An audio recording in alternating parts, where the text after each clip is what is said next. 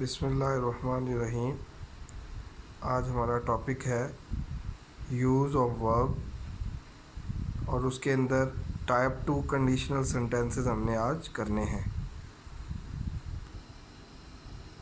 तो सबसे पहले हम देखते हैं कि टाइप 2 कंडीशनल सेंटेंसेस जो होते हैं उनका बेसिक स्ट्रक्चर क्या होता है, यानी कि हमें कैसे पता चलता है कि ये टाइप 2 कंडीशनल सेंटेंस है। जी, तो सबसे पहले स्ट्रक्चर के अंदर हम कुछ एग्जांपल देखते हैं।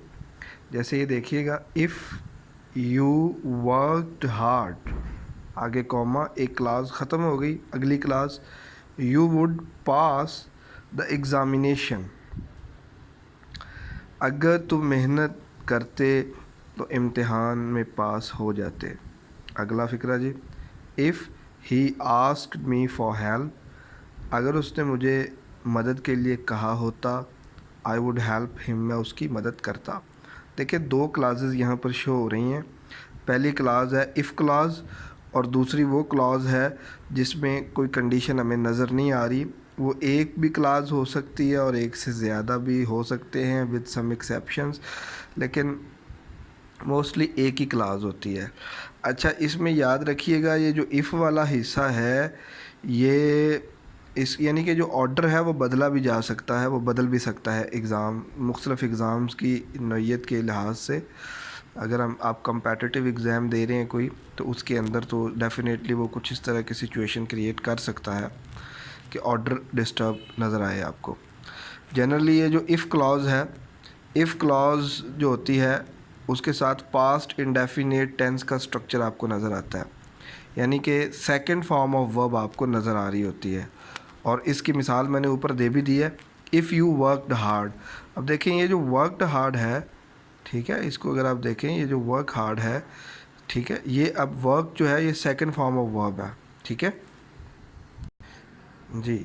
ये जो वर्ब वर्कड है, ये जो वर्ड वर्कड है, ये एक आपको सेकंड फॉर्म ऑफ वर्ब की एग्जांपल नज़र आ रही है।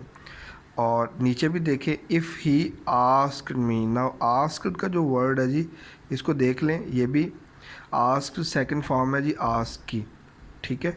तो यहाँ से हमें ये नज़र आ रहा है कि इफ़ वाला जो पार्ट है हमारा, इफ़ वाली जो क्लॉज़ है, उस क्लॉज़ के अंदर कॉमे से पहले आपको पास्ट इंडेफिनिट नज़र आ रहा है, जबकि कॉमे के बाद जो हमारी अगली क्लॉज़ है या कोई और पंक्चुएशन साइन यूज़ किया जाए, तो भी जो अगली जो हमारी क्लॉज़ है उसके अंदर आपको एक नया वर्ड नज़र आ रहा होगा, वुड। ये देखिए, वुड, ठीक है, ये वुड आपको नज़र आ रहा है, वुड, और ये आपके पास यहाँ से ये वुड। तो ये दोनों जो वुड है ये रिमेनिंग क्लॉज के अंदर है। यूज़ ऑफ वुड जो है ये हमें सिंपली एक्सप्लेन करता है कि टाइप 2 कंडीशनल सेंटेंस की निशानी है।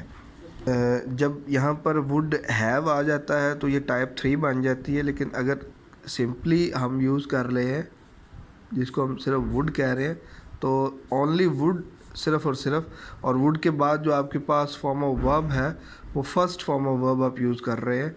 दिस स्ट्रक्चर, इस तरह का जो स्ट्रक्चर नज़र आए कि पहले इफ़ क्लास है और इफ़ क्लास के अंदर पास्ट इंडेफिनिट टेंस नज़र आ जाए, और फिर जो आपकी सेकंड क्लास है उसके अंदर वुड नज़र आए और वुड के बाद फर्स्ट फॉर्म ऑफ वर्ब नज़र आए, तो फिर जनाब ये वाला जो हमारा सिचुएशन है वो टाइप 2 कंडीशनल सेंटेंसेस की बन जाएगी।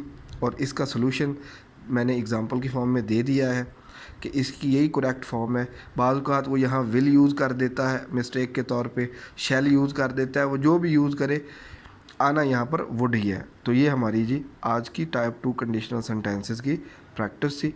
मैं इसके लिए कुछ एग्जांपल्स मज़ीद लिख देता हूँ आपकी प्रैक्टिस के लिए। जी, ये कुछ प्रैक्टिस के लिए मैंने आपके फ़िक्रे लिखे हैं, इनको नोट कर लीजिएगा। Examples for practice number 1, number 2, number 3। अच्छा जी, यहाँ पर हो सकता है कि आपको लग रहा हो कि कोई चीज़ मिसिंग है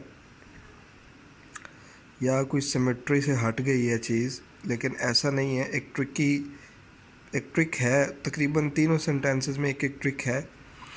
तो मे बी आपको सिंपल लगे या ट्रिकी लगे, लेकिन यहाँ एक ट्रिक है, तो सॉल्व करने की कोशिश कीजिए। ओके जी।